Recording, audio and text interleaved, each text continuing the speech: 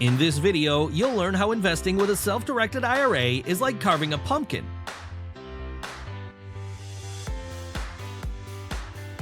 Happy Halloween! The first step to carving a pumpkin is to select one that's to your liking.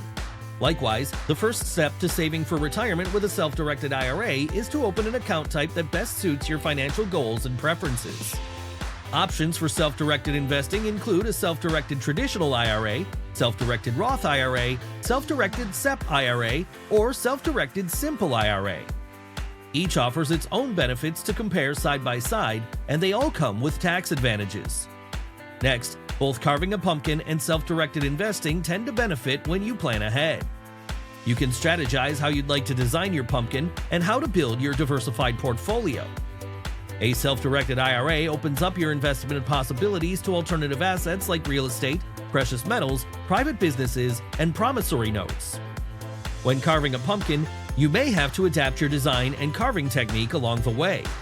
Similarly, your self-directed IRA investing strategy may need adjusting based on the financial market, your risk tolerance, and your time horizon. Of course, no two pumpkin carvings are exactly alike.